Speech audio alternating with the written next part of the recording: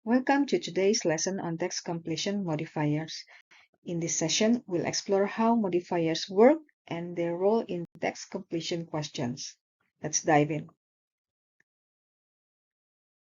In part 6, you will see text with 3 blanks like this, and you will be asked to choose the word or phrase that best completes each blank. Much of the grammar that you studied for part 5 will be useful here. In addition, you will need to understand more grammatical structures that we are going to discuss in this video.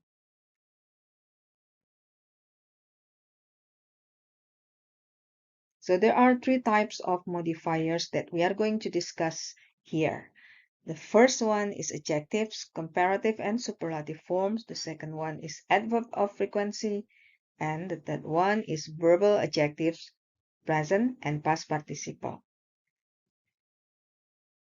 The first one for adjectives in comparative and superlative forms. We use comparatives when we talk about two things. For example, Alexander of Macedonia was greater than Napoleon. So as we see here, we compare two names. They are Alexander of Macedonia and Napoleon. Second example, Elizabeth I of England was as great as Catherine of Russia. Again, and in this example, we compare two names.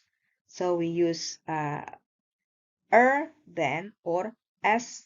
I'm going to explain the way we form this comparative.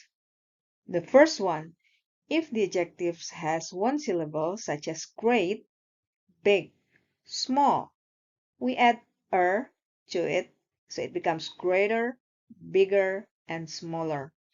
And follow the word with than, so it becomes greater than, bigger than, smaller than. If the adjective has two syllables and ends with y, like friendly, ugly, and lucky, and so on, we change the y to I and add so it becomes friendlier and follow the word with than. The third one, if the adjective has two or more syllables, such as interesting, beautiful, we put more before it, so it becomes more interesting or more beautiful, and follow the word with than, so it becomes more interesting than. And the last one, if two or more things are the same, we put as before and after the adjective. For example, as great as good as interesting as, like that.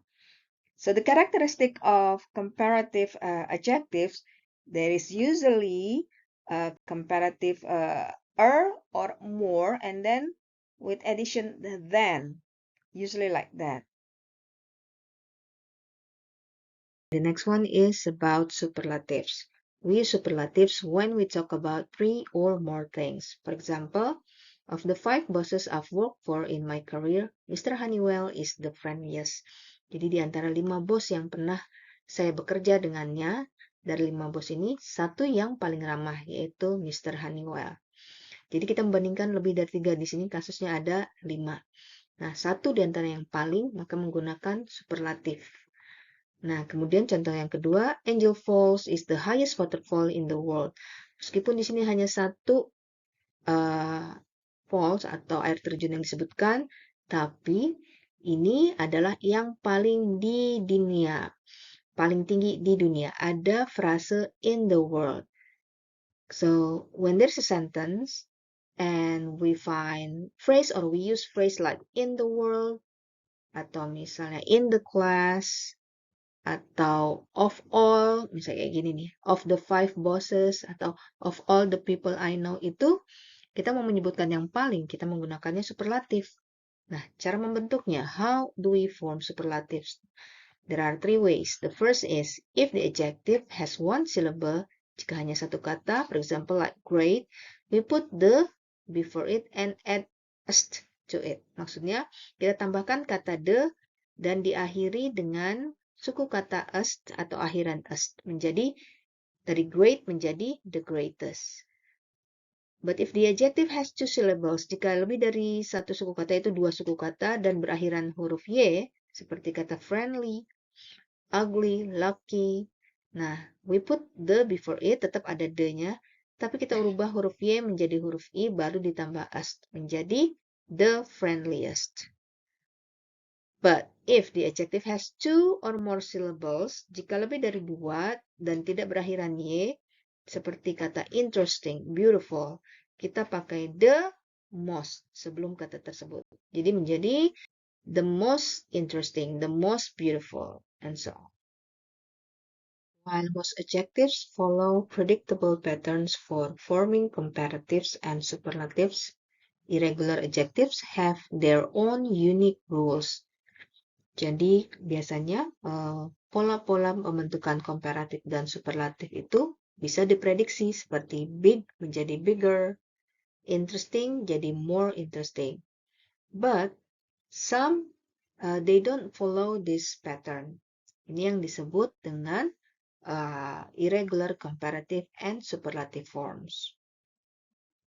For example, untuk kata sifat atau adjective good, comparatifnya menjadi better, and for superlative menjadi best, bad, worst, worst, far, farther or further, and then farthest or furthest.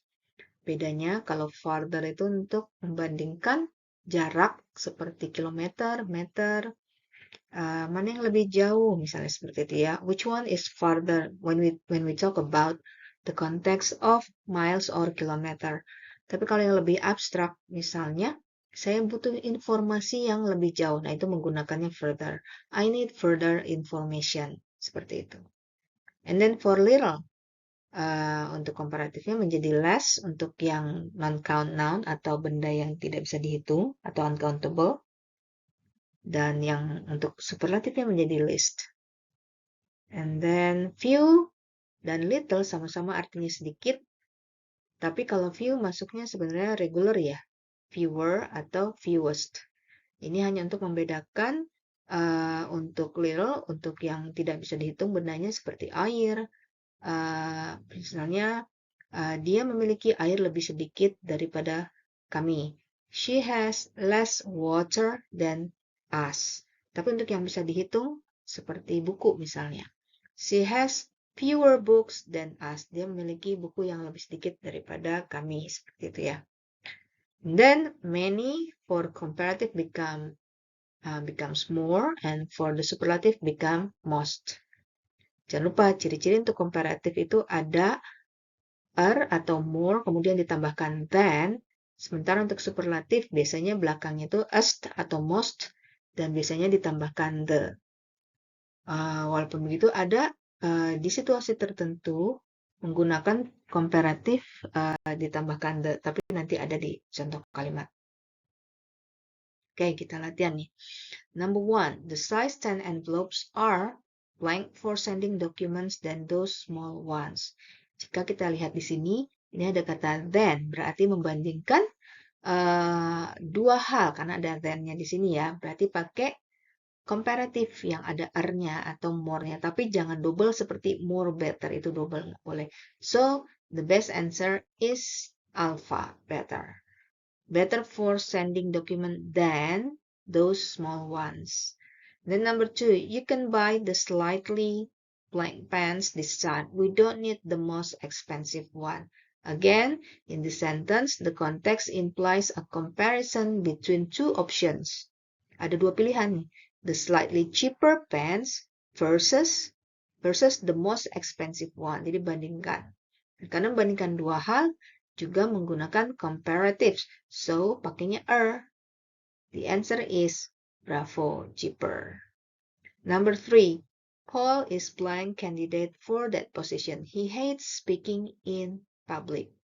So, for number 3, this choice expresses that among the candidates, di antara semua kandidat, Paul is the least suitable, yang paling tidak cocok. Berarti kita pilih yang paling karena di sini tidak ada bandingannya lagi. So the answer is superlative using the worst. Number 4, our new handbook is blank than our old one. Di sini sudah jelas ya ada than. maka kita menggunakan comparative, yaitu menggunakan more. So the answer is bravo. Just like that.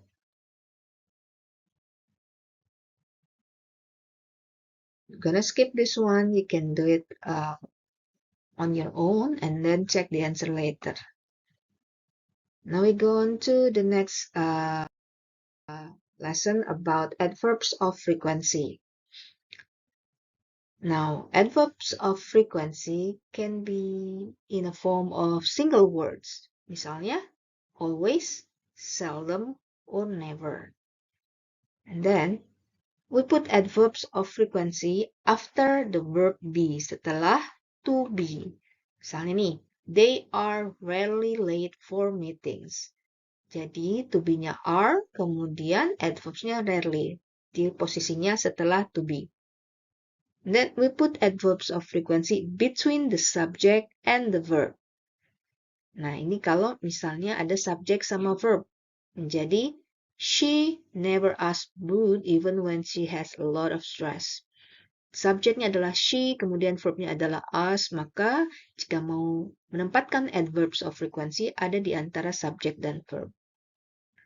And then we put adverbs of frequency after the first auxiliary. Auxiliary itu kata bantu, misalnya kayak gini. Can, seperti modals ya. Have, itu juga sama auxiliary. Maka auxiliary itu sebenarnya to be juga auxiliary kata bantu. Jadi letak adverb of frequency-nya setelah to be atau setelah auxiliary yang lain seperti can, may, must, atau should. Contohnya, she can usually be reached on her cell phone. Now, adverb of frequency can be in the form of phrases. For example, from time to time, on occasion. Karena lebih dari satu kata itu ya. For example, on occasion, the whole office likes having lunch together. The whole office likes having lunch together from time to time. Now, for examples, we blank look at the resume sent by email.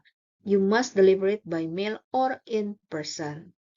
Nah, di sini kita menggunakan yang paling tepat adalah jawabannya never. We never look at the resume sent by email. Anda harus, nah berarti nggak boleh enggak nih, karena ada kata must. Anda harus mengantarkannya langsung in person atau lewat pos. Berarti kalau dikirim lewat email apa? Jangan. Never. So that's the answer. So when you try to choose the best answers in adverbs of frequency, read the sentence, the whole sentence, and then guess the context of the sentence itself. Jadi harus lihat konteksnya bagaimana, maka dia akan mendapatkan jawaban yang tepat. Okay, I'm gonna speed fast forward for the rest of the questions. Now we go into verbal adjectives, the last one of modifiers, present and past participles. Present participle, perhaps you already know it, the form of verb with ing. Jadi bentuk kata kerja ditambahkan ing. To talk about the person, thing, or situation which has caused the feeling. Jadi ini justru menyebabkan seseorang atau sesuatu merasakan apa gitu ya. Now, for example, it was such a long, boring flight. Nah, jadi boring flight ini menyebabkan orang lain merasa bosan, maka penerbangannya adalah boring. Jadi kalau menggunakan verb ing sebagai kata sifat, dia maknanya menyebabkan sesuatu. Menyebabkan, ya. Jangan disebabkan. Another example, I read a really interesting book about history. So I was interested. Nah, di sini interesting adalah juga present participle atau verb ing untuk menggambarkan kualitas dari sebuah buku. Interesting book. Maka buku itu menyebabkan apa? Menyebabkan pembacanya tertarik. Jadi kalau misalnya dia menyebabkan, dia harus pakai verb ing. Jadi bukan interested book. Interesting book. Another example. Many people find spiders frightening. Nah, ini juga menyebabkan ya. Apa namanya ini? Laba-laba menakutkan.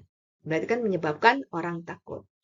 Nah, bedanya dengan past participle, Dari formnya atau bentuknya, kalau present participle itu adalah verb ing, kalau past participle adalah verb 3 atau kata kerja bentuk ketiga atau yang ditambahkan ed ya. Nah, use the past participle atau berakhiran ed atau bentuk ketiga to talk about how someone feels. Nah, justru ini yang disebabkannya. Kalau tadi kan yang verb ing menyebabkan. Kalau past participle itu justru disebabkan. Contoh, I was really bored during the flight. Nah, saya merasa bosan, berarti kan ada penyebabnya. Kalau apa yang saya rasakan itu menggunakan past participle, tapi yang menyebabkannya menggunakan verb ing atau present participle. Contoh berikutnya, she is interested in history. Nah, ini karena efek itu disebabkan oleh sesuatu, tertarik, berarti kan disebabkan. Yang menyebabkannya harus pakai verb ing. And the last one, John is frightened of spider. Nah, ini efeknya nih. Perasaannya bagaimana? Dia takut karena laba-laba. Nah, laba-labanya menakutkan pakai present participle. Seperti itu. Now, example here in the question. The blank photocopier is sitting on the floor underneath the table. Nah, jadi alat fotokopi kan ya, berada di lantai di bawah meja. Berarti kan mesin fotokopinya rusak. Bukan merusak. Kalau merusak dia menyebabkan sesuatu rusak. Tapi dianya sendiri memang rusak kondisinya. Maka dia harus pakai past participle. Jika kita memilih jawaban yang breaking, nah itu baru artinya merusak. So the best answer is broken. That's it. Thank you. See you in class. Goodbye.